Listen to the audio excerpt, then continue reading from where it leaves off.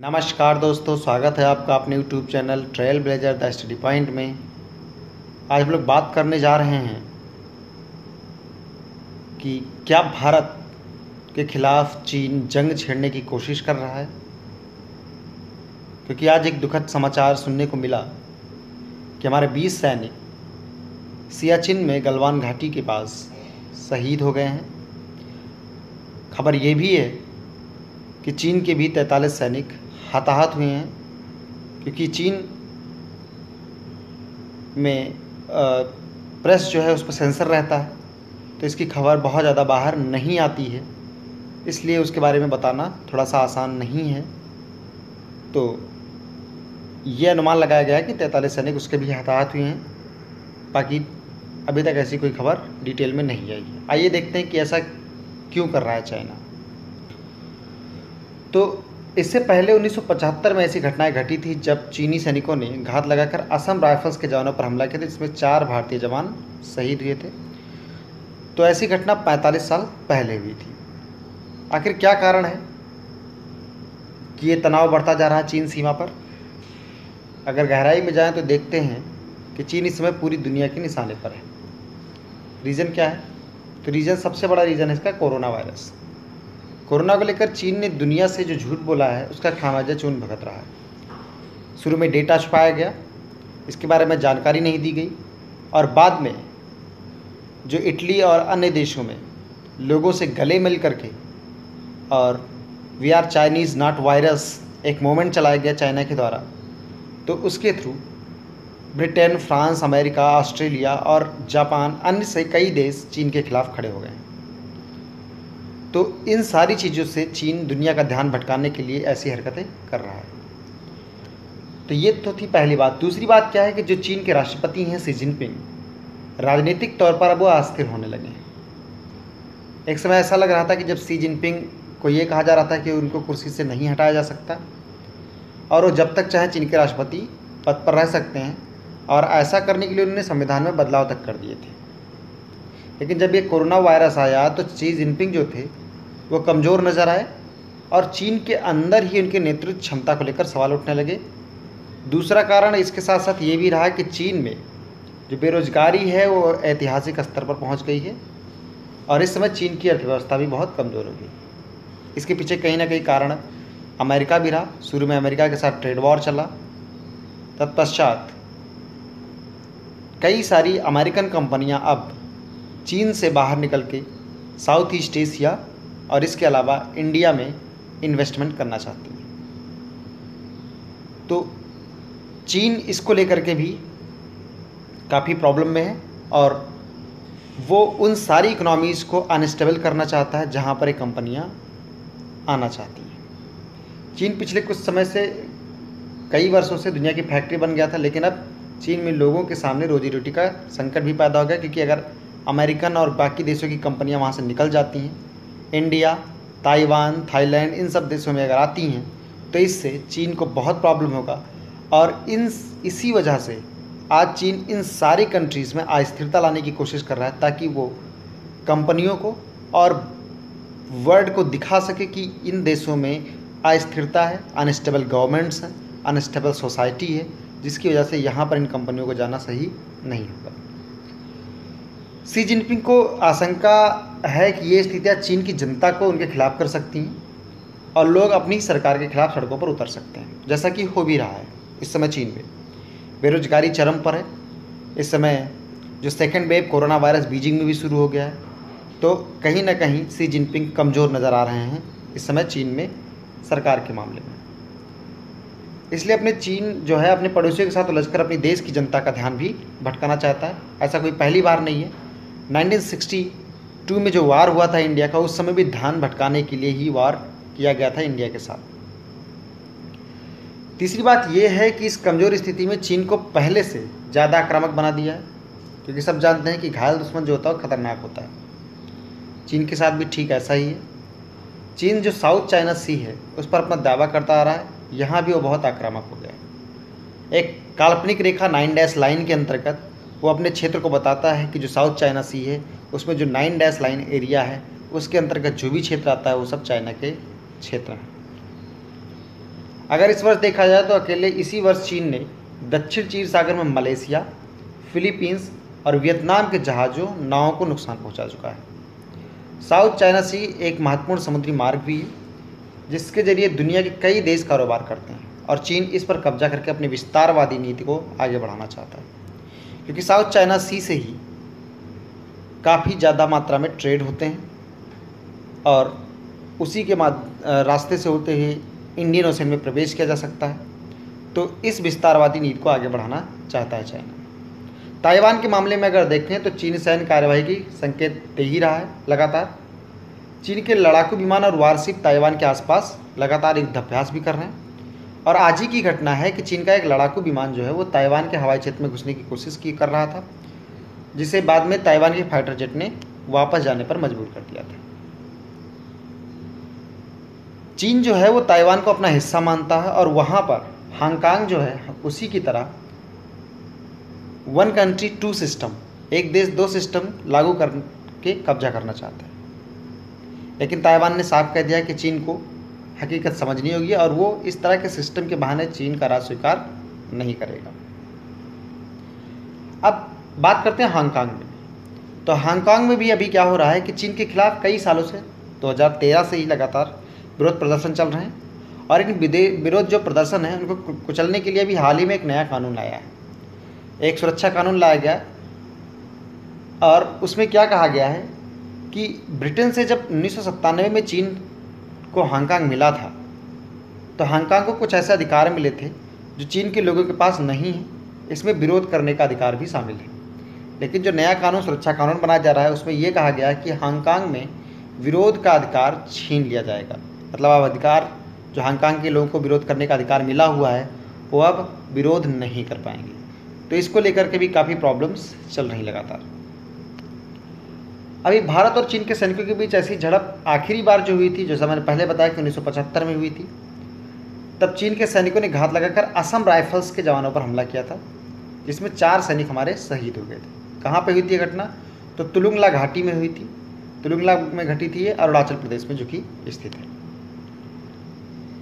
यही नहीं, भारत और चीन के सैनिकों के बीच आखिरी बार जो गोलीबारी हुई थी, ये घटना जो इससे पहले 1975 में हुई उसमें गोलीबारी नहीं चली थी, लेकिन जो गोलीबारी वाली घटना हुई वो 1967 में हुई थी, जब सितंबर और अक्टूबर के महीने में सिक्किम में चीन के पीपल्स लिबरेशन आर्मी यानी PLA और भारतीय सेना आमने सामने आ गई थी।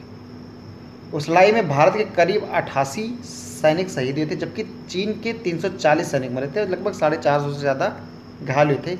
इस गोलीबारी में, इस झड़प में चीन बुरी तरह से पराजित हुआ था। इससे पहले अगर हम लोग देखें तो 1962 में भारत और चीन के बीच अब तक का जो सबसे बड़ा युद्ध रहा है, तब अरुणाचल प्रदेश दोनों देशों के बीच एक युद्ध क्षेत्र बन गया था और चीन अरुणाचल को तिब्बत का हिस्सा मानता रहा। इसे लेकर ही दोनों देशों के बीच युद्ध शुरू हुआ था। लेकिन चीन ने युद्ध की शुरुआत अरुणाचल से नहीं बल्कि इसी लद्दाख क्षेत्र से की थी, जहाँ पे वर्तमान में ये झड़प हुई है। उस युद्ध में जो 62 में हुआ था उसमें चीन के करीब 80,000 सैनिकों ने हिस्सा लिया था, जबकि भारत की ओर से 12 से 20,000 सैनिक शामिल हुए थे। और ये युद्ध 1 महीने तक चला था, जिसमें भारत हार गया था और चीन ने भारत के एक बहुत बड़े क्षेत्र पर अपना कब्जा जमा लिया था, जिसमें अक्साई चीन और लद्दाख के कुछ इलाके शामिल हैं, जिस पर भारत आज भी अपना आधिपत्य बताता है और चीन अपना बताता है। 1962 में ये युद्ध जो था वो चीन के हित में था, लेकिन जो मैंने पहले भी बताया कि 5 साल बाद एक और युद्ध हुआ 1967 में सितंबर और अक्टूबर महीने में सिक्किम क्षेत्र में। उसमें जो झड़प हुई 2 बार, उसमें भारत के मुताबिक इसमें 340 सैनिक चाइना के मारे गए और 450 घायल रहे और भारत की ओर से 88 जवान शहीद हो गए थे। क्या हुआ था उस घटना में, तो उसको भी थोड़ा सा डिटेल से देख लेते हैं। काफ़ी कम लोग ये बताते हैं कि ऐसा कभी हुआ है। चीनी सैनिकों की तरफ से हमला होने के बाद भारत ने जवाबी कार्रवाई की थी। 11 से 15 सितंबर 1967 को नाथुला और अक्टूबर में चोला में दोनों देशों के सैनिकों में टकराव हुआ था। चीनी रिपोर्ट्स को देखें अगर तो 1967 में नाथुला में झड़प के दौरान चीन के 32 और भारत के 65 सैनिक मारे गए थे। वहीं चोला झड़प में भारत के 36 सैनिक मारे गए थे और रिपोर्ट में चीनी सैनिकों की मौत की बात ही नहीं कही गई है। तो चीन अपने तरह का एक नया एजेंडा चलाता रहता है, हर बार वो अपने डेटा को छिपाता रहता है। तो आज भी वही चीज़ें हो रही हैं, क्योंकि ग्लोबल टाइम्स जो कि चीन की ही न्यूज एजेंसी है, उसने ऐसा कोई घोषणा नहीं की। ऐसा उसने बाद में ट्वीट करके बताया कि ऐसा वो घोषणा नहीं करते हैं कि चीन के कोई लोग मारे गए हैं। तो चूँकि चीन में मीडिया सेंसर काफ़ी ज़्यादा लागू है, इसलिए भरोसा करना थोड़ा सा मुश्किल हो जाता है। क्या था लड़ाई का कारण 1967 में? तो देखें तो चीन के सैनिकों ने 13 अगस्त 1967 को नाथुला में भारतीय सीमा से सटे इलाकों में गड्ढा खोदना शुरू कर दिया था। तो जो गड्ढा खोद रहे थे वो डिफेंस के लिए खोद रहे थे वो लोग। इस दौरान क्या हुआ कि कुछ गड्ढे सिक्किम के अंदर खोदे जाते देख करके भारतीय जवानों ने चीनी कमांडर से अपने सैनिकों को पीछे हटने के लिए कहा। इसके बाद 1 अक्टूबर को नाथुला से थोड़ी दूर चोला में दोनों देश के सैनिकों के बीच हिंसक झड़प हो गई। जो ये हुआ था 1967 में, सिक्किम भारत में शामिल नहीं हुआ था। तब वहाँ राजशाही चल रहा था, जो सिक्किम था वहाँ पे राजतंत्र था। एक्सपर्ट्स लोग ये कहते हैं कि चीन को यह बात खल रही थी कि सिक्किम का भारत में पूर्ण विलय नहीं हुआ है, तो वहाँ भारत की सेना क्यों है। 1975 में सिक्किम भारत का अंग बना था बाद में। और ये भी बात कही जाती है कि 1967 में भारत चीन संघर्ष से जुड़ा एक दिलचस्प जो किस्सा है वो ये है कि चीनी सैनिकों का यह आरोप था कि जो भारतीय सैनिक थे उन्होंने उनकी कुछ भेड़ें जबरदस्ती अपने कब्जे में ले ली थी। और इस आरोप के विरोध में उस समय जो अटल जी थे, उन्होंने दिल्ली में जो चीनी दूतावास था उसके आगे भेड़ों का एक झुंड उतार दिया। उस समय वाजपेयी जी सांसद थे। मोरारजी देसाई का भी एक स्टेटमेंट यहाँ पे देखना चाहिए। उस समय उप प्रधानमंत्री थे मोरारजी देसाई। 13 सितंबर 1967 को अमेरिका गए थे। वहाँ पे मीडिया ने उनसे कुछ सवाल पूछे, तो उन्होंने उस सवाल के जवाब में कहा कि जो चाइनीज़ हैं वो इसलिए बौखलाए हुए हैं क्योंकि हम उनके दबाव के आगे नहीं झुक रहे। वो चाहते हैं कि हम उनके पुछलक्कू बन जाएं और पहले एशिया और फिर दुनिया में दबदबा कायम करने में हम उनकी मदद करें। तो इस बात से एक चीज़ तो जाहिर हो जाती है कि चीन हमेशा से दबाव की नीति पर भरोसा कर रहा है।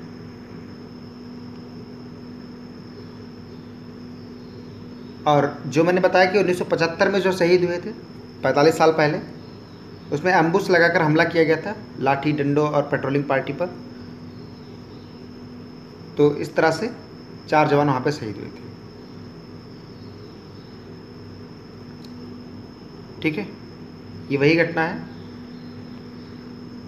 अब बात करते हैं गलवान घाटी के बारे में, जहाँ पर कुछ देर पहले तक 3 जवानों की बात कही गई थी। अब 20 जवान की खबर आ रही है कि 20 जवान शहीद हो गए हैं। वो गलवान घाटी लद्दाख में LAC यानी लाइन ऑफ एक्चुअल कंट्रोल पर स्थित है। यहाँ पर अगर देखें आप तो यहाँ पर ये गलवान घाटी स्थित है। ये वही अक्साई चीन का इलाका है जिसे चीन ने अपने कब्जे में ले रखा है। गालवन नदी कराकोरम रेंज के पूर्वी छोर समांगलिंग से निकलती है, फिर पश्चिम में बहते हुए श्योक नदी में मिल जाती है। तो ये इंपॉर्टेंट है कि जो गालवन नदी है वो किसकी सहायक नदी है, तो श्योक की सहायक नदी है। इसको याद रखिएगा। गालवन घाटी का पूरा इलाका जो है वो रणनीतिक रूप से भारत के लिए काफ़ी अहम है और भारतीय सैनिक गालवन नदी में भी नाव के जरिए नियमित गश्त करते हैं, जिससे चीन के अतिक्रमण को रोका जा सके।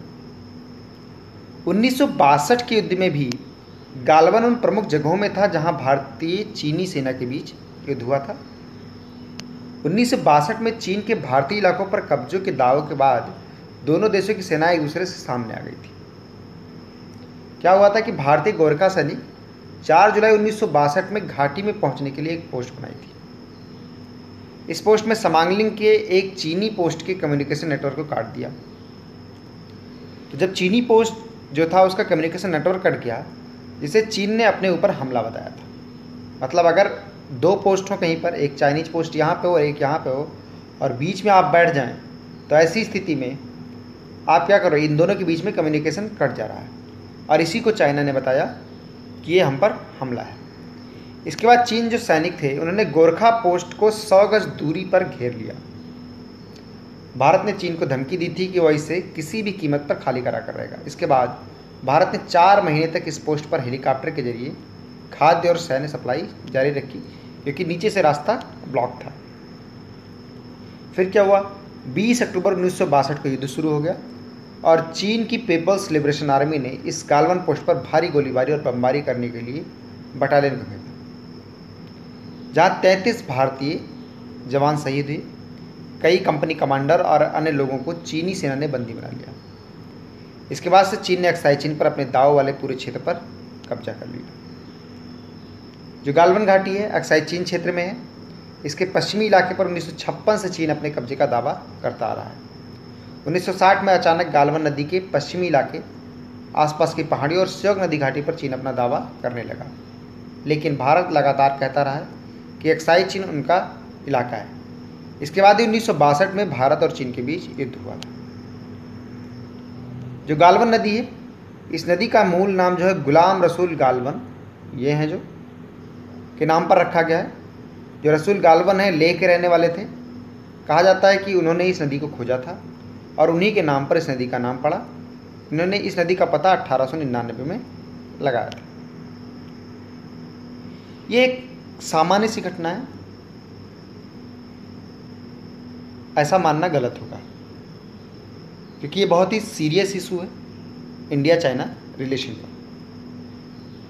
क्या होगा ये तो भविष्य बताएगा, क्योंकि अभी ये पूरी तरह से कंप्लीट नहीं है, क्योंकि बातचीत लगातार जारी है। भारत अभी युद्ध नहीं करना चाहता और युद्ध होना भी नहीं चाहिए किसी भी कंडीशन में, क्योंकि अभी भारत अगर युद्ध करता है तो इकोनॉमिक अनस्टेबिलिटी आ जाएगी और भारत और पीछे चला जाएगा। आप लोगों ने सोनम वांगचुक का एक वीडियो वायरल हुआ था, उसको ज़रूर देखा होगा। मेरा भी आपसे निवेदन है कि आप सीमा पर नहीं खड़े हैं, आप बुलेट से जवाब नहीं दे सकते, लेकिन वॉलेट से जवाब जरूर दे सकते हैं। तो कोशिश कीजिए जल्दी से जल्दी, ज़्यादा से ज़्यादा, जितने जल्दी हो सके आप लोग हार्डवेयर, सॉफ्टवेयर, सारी चीज़ें, जो चीज़ें आप हटा सकते हैं चाइनीज़ प्रोडक्ट्स को अपनी लाइफ से हटा दीजिए। कहने का तात्पर्य ये है कि अगर आपने मोबाइल चाइनीज़ खरीद रखी है तो उसे फेंकने की ज़रूरत नहीं, इन फ्यूचर आप नहीं खरीदेंगे, ये शपथ लीजिए। और साथ ही जो सॉफ्टवेयर्स हैं उनको आज से ही हटा दीजिए, जितना जल्दी हो सके। तो आपको वॉलेट वॉर करना होगा। दूसरी चीज़, जो भी चीज़ें हो रही हैं उसके पीछे कहीं ना कहीं चाइना को ये डर है कि अब तक जिन क्षेत्रों को इंडिया बताता था कि ये हमारा है, अब उस पर अधिकार जताने लगा है। खासकर 370 और 35 से हटने के बाद, जब लद्दाख को एक अलग यूनियन टेरिटरी घोषित किया गया, तब से 3-4 घटनाएं लगातार घटित हो रही हैं। जैसे नेपाल द्वारा भारत के 3 क्षेत्रों को अपने मैप में शामिल करके दिखाना।